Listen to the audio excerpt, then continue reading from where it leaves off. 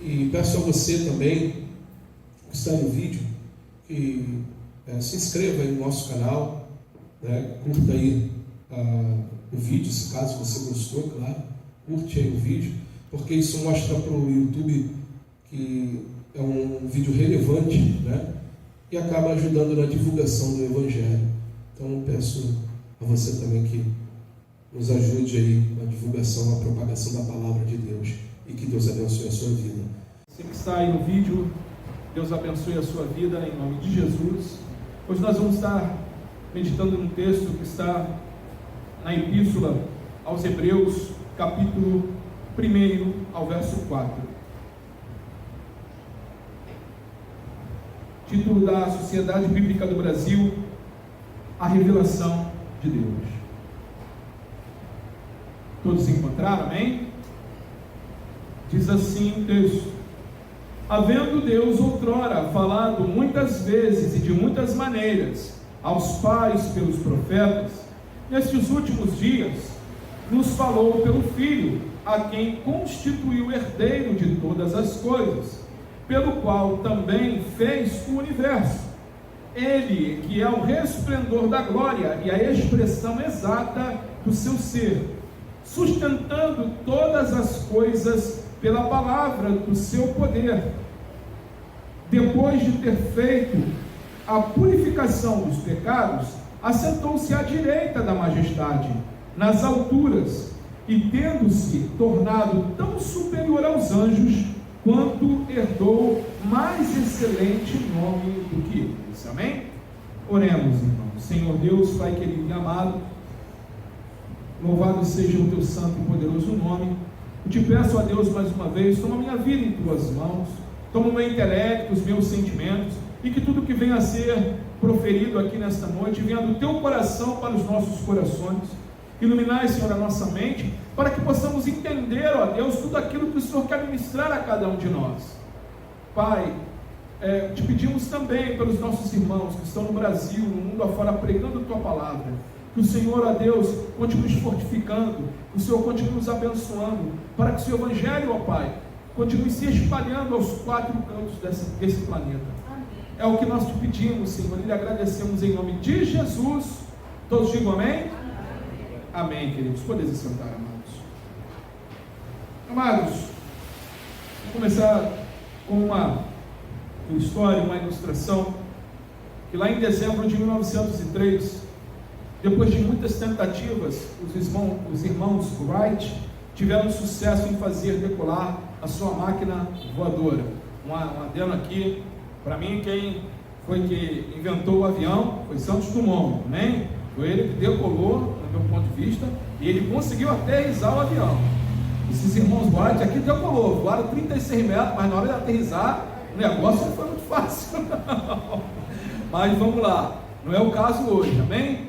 Então, eles ali, os irmãos Wright, empolgados, né? Eles mandaram uma mensagem para a sua irmã, Catherine, e ele diz: na verdade, voamos 36 metros, e estaremos em casa no Natal.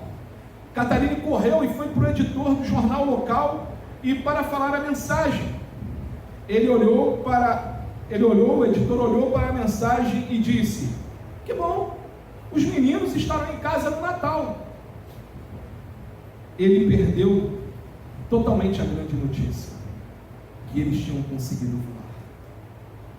E muitas pessoas hoje, irmãos, cometem um erro semelhante ao que acabamos de ouvir quando fala sobre Natal.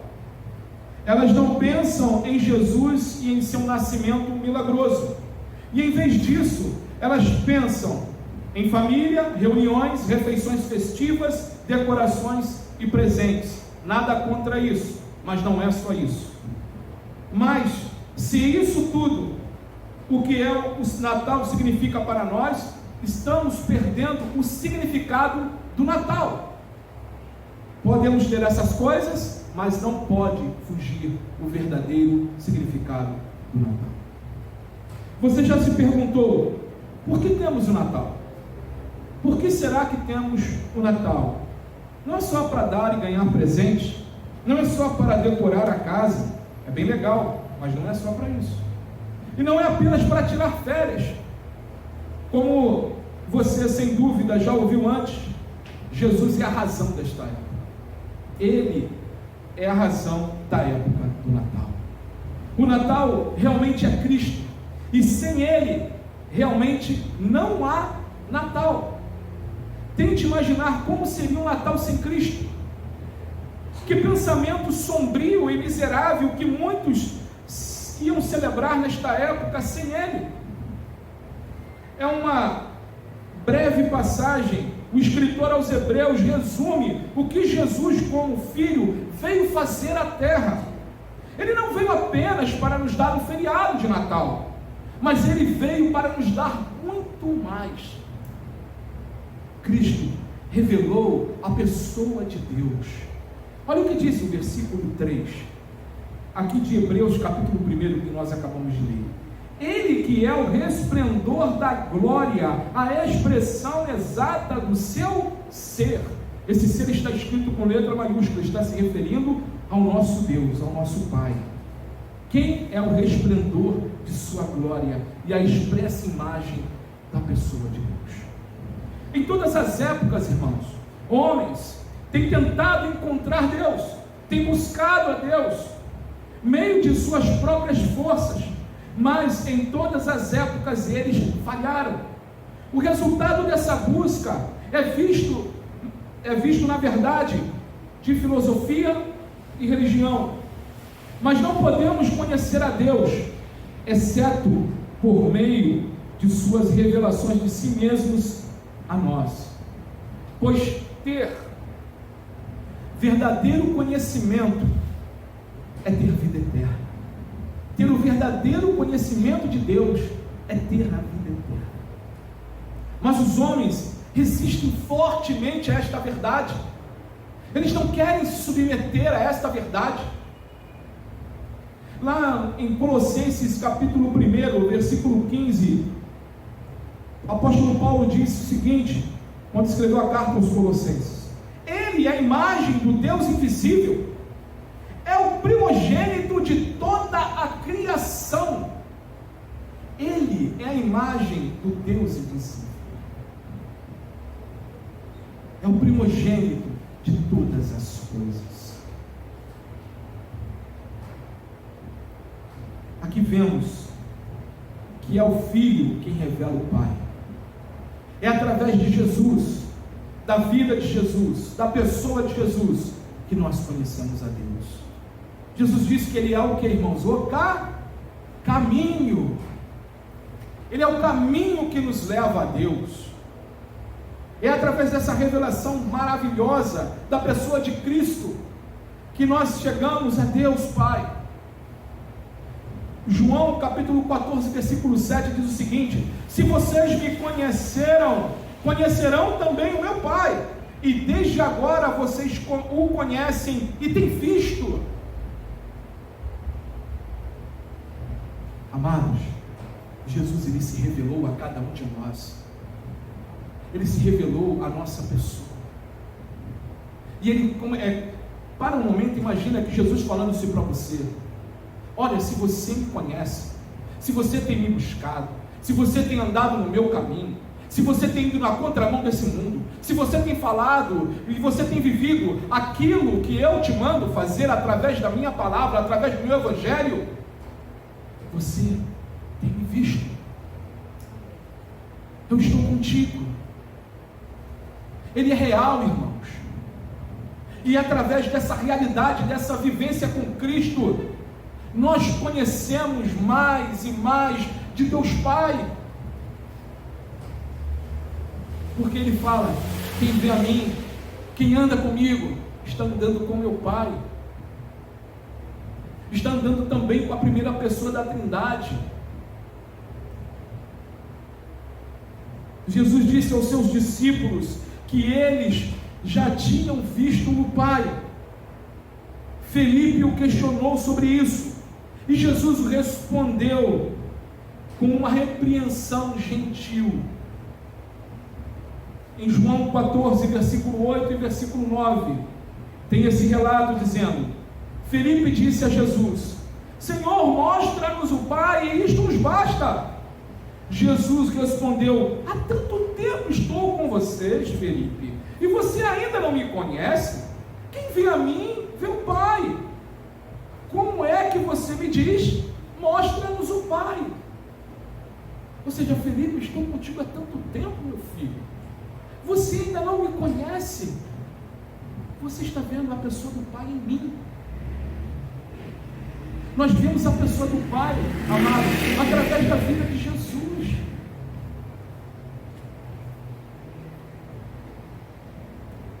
Jesus Cristo, Ele veio para nos revelar a Deus, para mostrar esse Deus amoroso, esse Deus grandioso, esse Deus poderoso, esse Deus justo, esse Deus fiel, que nos ama, ao ponto de dar o seu único Filho por amor a nós.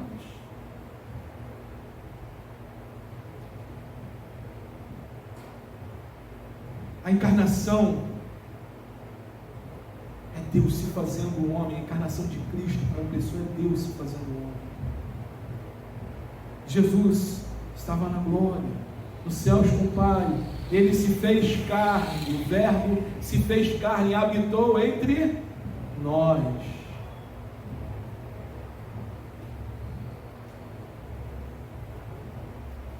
E assim, para conhecer a Deus, devemos conhecer profundamente a Cristo. Deus nos deu seu Filho, o Filho nos deu o Pai. O Senhor, Ele entregou Jesus a nós. Jesus foi para a cruz, pelos nossos pecados. E através desse sacrifício do nosso Senhor Jesus Cristo e da sua ressurreição, Ele nos deu livre acesso ao Pai. Hoje nós podemos orar, irmãos, e falar com o Pai através do nome de Jesus. Hoje nós temos livre acesso a Deus. Antigamente não era assim. Não tinha esse livre acesso antes de Cristo. Era no templo. E para pedir perdão pelos pecados não era uma coisa simples. E Jesus quebrou tudo isso.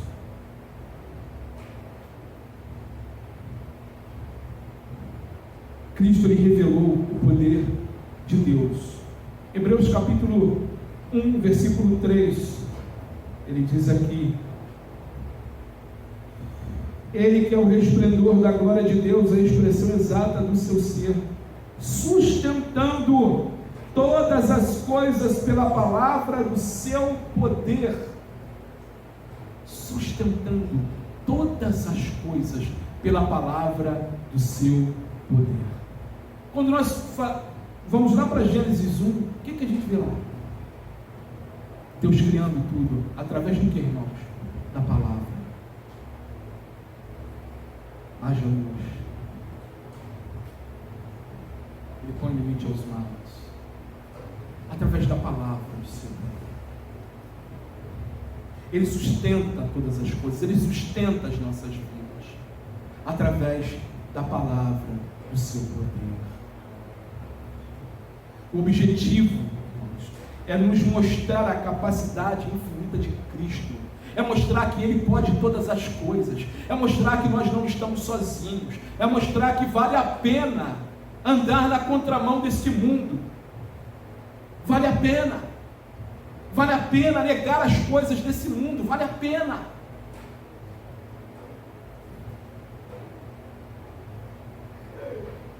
Ele é totalmente competente para o trabalho que lhe foi confiado. Jesus, Ele não vacila, irmãos. Ele não falha. Ele leva até o fim as suas promessas e Ele cumpre. Ele cumpre. Se você tem uma promessa de Cristo e ela ainda não foi cumprida, é porque ainda não é o momento. Mas eu te garanto que todos aqui, em algum momento de sua vida, já teve uma promessa cumprida de Cristo. Amém, igreja? Amém. Se não tem, puxa.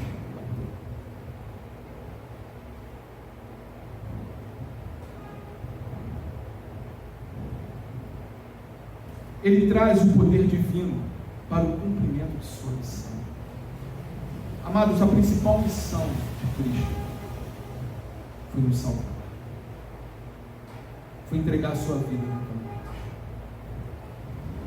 A principal missão, o maior milagre, costumo sempre dizer isso aqui na igreja, que nós poderíamos receber é a salvação em Cristo Jesus. É o maior milagre. E glória a Deus, irmãos, que isso chegou aos nossos corações. As outras coisas, elas são consequências. Colossenses capítulo 1, versículo 17, diz o seguinte: Ele é antes de todas as coisas, e nele tudo subsiste. Se nele, irmãos, tudo subsiste, o que seria demasiadamente grande para ele? Para ele resolver, para ele mudar, para ele transformar? Nada. Os evangelhos estão cheios de relatos, de milagres. E a palavra diz que se fosse relatar todos os milagres que Jesus fez, não teria livro que coubesse na terra tantos relatos.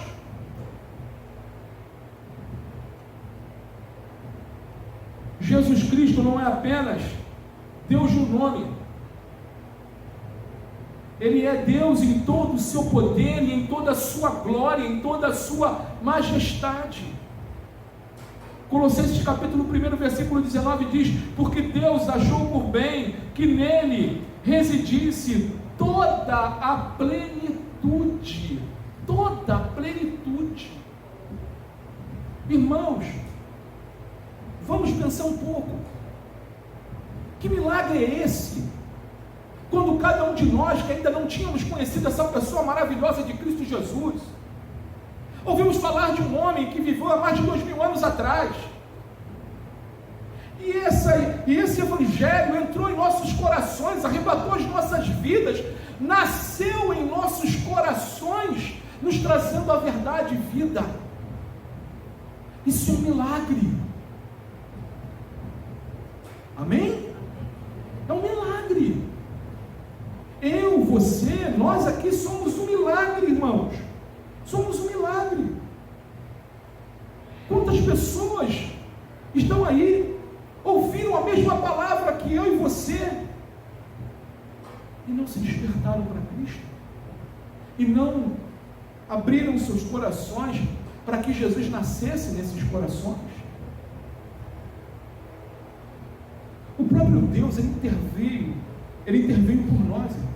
Em 2 Coríntios capítulo 5, versículo 17, diz o seguinte: isto é, Deus estava em Cristo, reconciliando consigo o mundo, não lhes imputando os pecados, e pôs em nós a palavra da reconciliação. Que amor é esse?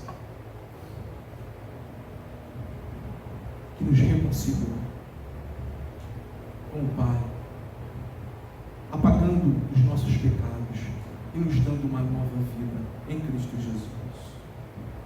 Então Ele tem todo o poder para isso, irmãos.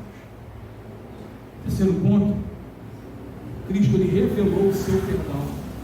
Voltamos aqui para o versículo 3. Ele diz o seguinte: Ele que é o resplendor da sua glória, a expressão exata do seu ser, sustentando todas as coisas pela palavra do seu poder, depois de ter feito a purificação dos pecados,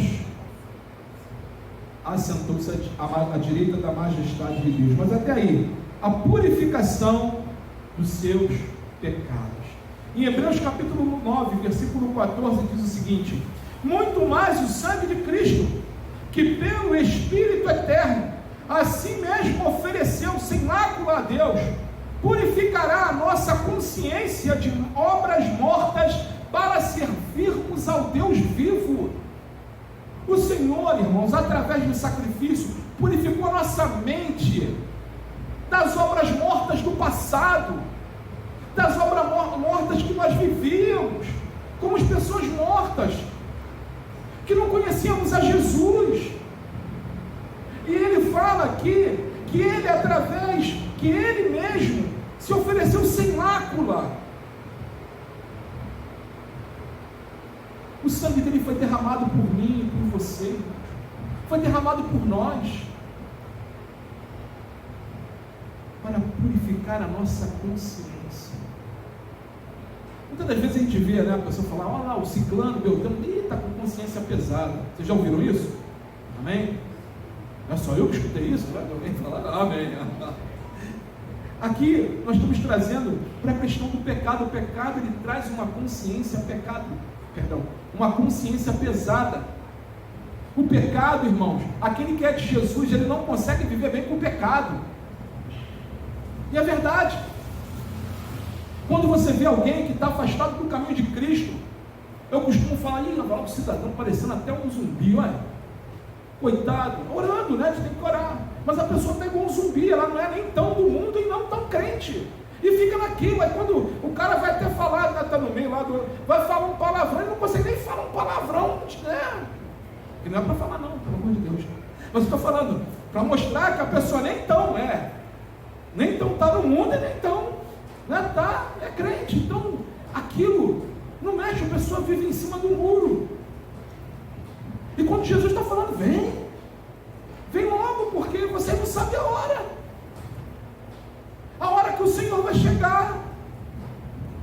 Havia um costume naquela época de Jesus, irmãos, que os servos, eles ficavam esperando os seus senhores com as lamparinas na porta, porque eles não sabiam a hora que o Senhor ia chegar. Então eles ficavam lá esperando. E se aquele servo largar a lamparina, né, deitar lá na cama do Senhor, né, o Senhor está em casa, né, tem um ditado que diz quando o gato, né, quando o gato sai, o rato faz a festa, né? Então, por aí deita lá na cama, lá, rola para um lado, quando o patrão está em casa, não sei o quê. Aí imagina o patrão chega, o que acontece? O patrão separa, olha, está na rua, aqueles que ficaram esperando continuam. Não é assim, irmãos? E assim é o reino dos céus. Aqueles que estão em Cristo têm isso no coração e continuam ficando com as suas lamparinas, buscando a Deus, enchendo suas lamparinas, como eu falei aqui no último culto, do azeite que é a palavra de Deus. É isso, é a palavra de Deus que nos dá força para continuar com as nossas lamparinas, com a nossa consciência limpa, sabendo aonde nós devemos ir, pedir perdão pelos nossos pecados. Nós por nós mesmos não conseguimos, irmão, mas através de Cristo, Ele limpa a nossa consciência de todo o pecado, O diabo muitas das vezes pode estar falando para você, tu não tem mais jeito não, você já pecou, já teve lá na igreja, pecou, está andando dentro, não tem mais jeito. Isso é coisa do diabo. É o diabo que quer te ver, você, meu irmão, minha irmã, longe de Cristo, longe. Não aceite isso, repreenda isso, corra para os pés de Jesus, peça perdão, porque Ele tem poder para nos perdoar de todo pecado. Ainda é tempo. O dom gratuito de Deus, irmãos, é a vida eterna.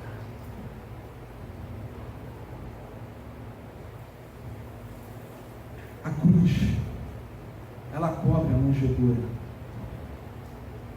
Jesus nasceu, mas Ele nasceu com um propósito de nos trazer a liberdade, de nos reconciliar com Deus, de nos tornar irmãos.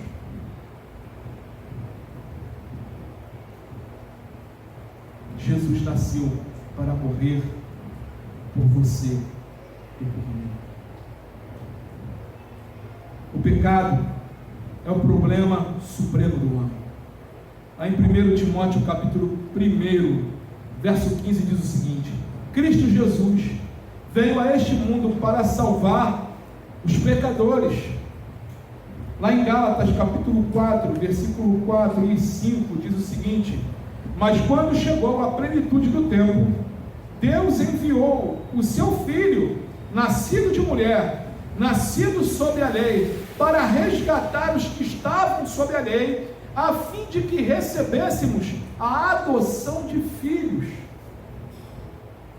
Jesus nos resgatou. e nos levou para uma família maravilhosa, que é a família de Deus. Ele nos enxertou na videira, é Ele que nos faz crescer.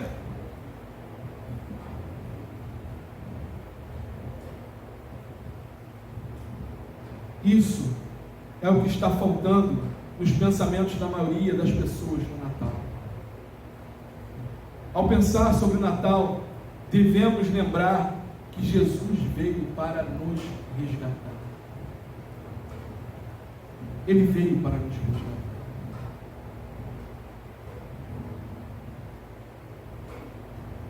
Estamos acostumados nessa época a cantar sobre os pastores e a glória celestial resplandecente, dos anjos e a sua mensagem, naquela noite tão santa e pacífica.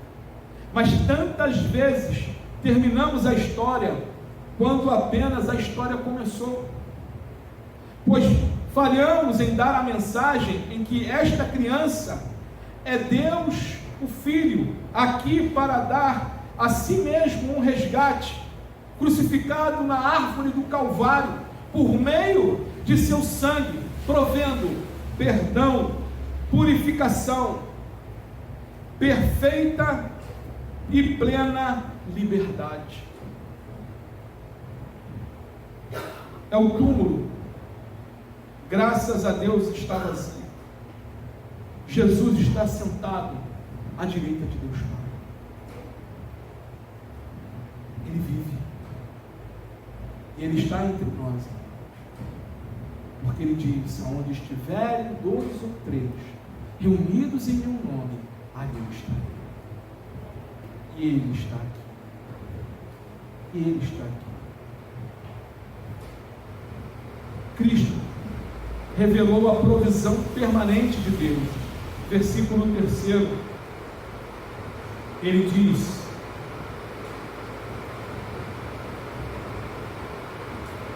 Ele que é o resplendor da glória e a expressão exata do seu ser, sustentando todas as coisas pela palavra do seu poder, depois de ter feito a purificação dos pecados, assentou-se à direita da majestade de Deus nas alturas, tendo se tornado tão superior aos anjos, quanto herdou a mais excelente nome do que eles. Sentou-se à direita da majestade de Deus nas alturas. Não apenas como alguém que completou a sua obra e que poderia descansar, se aposentar para desfrutar da sua recompensa. Jesus não foi para a cruz, se entregou, morreu, ressuscitou, enviou. O Espírito Santo falou: olha, agora eu vou me aposentar, agora eu cansei, já fiz minha parte, agora, né? Não, ele não fez isso, ele continua ativo. Como alguém que, tendo feito parte preliminar de uma obra, de sua obra, ele assume uma posição adequada para continuá-la e perpetuamente. Amados, aonde nós vemos isso? As visões de Estevão e de Paulo em Damasco indicam a atividade do Cristo glorificado. Estevão, quando estava sendo morto, apedrejado, ele diz que viu o trono e o Filho assentado à direita de Deus Pai, antes de morrer. E o outro que estava segurando a túnica daqueles que estavam apedrejando Estevão, logo depois, um tempo, quando ele foi para Damasco perseguindo os cristãos, ele tem um encontro com esse Cristo glorificado. E ele sai cego desse encontro. E nesse encontro ele vê uma luz reluzente. E dentro dessa luz, ele cai do cavalo, literalmente, e ouve a voz: Saulo, Saulo, por que me persegues? Essa pessoa de Cristo está aposentada? Não, ele continua agindo perpetuamente, ele continua agindo, ele continua sustendo todas as coisas em suas mãos, ele continua cuidando de nós, irmãos.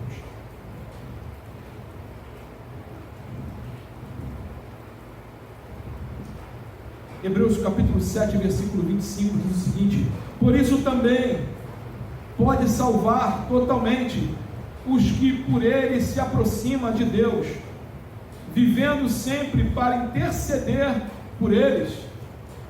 Nós temos um advogado, e esse advogado se chama Jesus Cristo de Nazaré. Ele está intercedendo, orando por nós. Jesus completou a obra da salvação no Calvário, mas Ele continua a interceder por mim e por vocês. Ele continua a interceder por nós. Para concluirmos,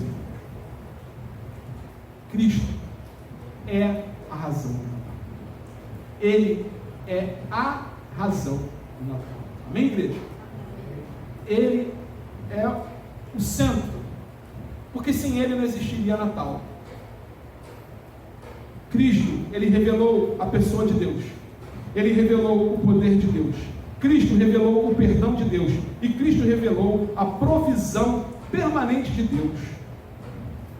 Então, amados, quando chegar no dia 24, no dia 25, quando você estiver na sua casa, ou na casa, às vezes, de um parente que você vai estar passando, se ele te der a permissão, se você não estiver na tua casa, tem que ter a permissão da pessoa, né? Você fala, poxa, vamos entronizar neste momento aqui o aniversariante. Nós estamos aqui reunidos em família, em amor, mas vamos aqui, neste momento, orar e pedir a Jesus que nos abençoe. Amém, queridos? Faça isso. Pelo menos tente. É que você receba um não. Eu acho meio difícil, mas às vezes, né, mesmo que você receba um não, mas você tentou. Deixe Deus usar a tua vida. Deixe Deus usar a tua vida para que Ele continue sendo o resplendor da glória de Deus através da tua vida, através das nossas vidas, irmão. Você conhece a Deus? Ele se revelou a nós por seu Filho, nosso Senhor Jesus Cristo. É disso que se trata o Natal. Não se trata de árvores, presentes, muito menos Papai Noel, que tenta roubar essa, né?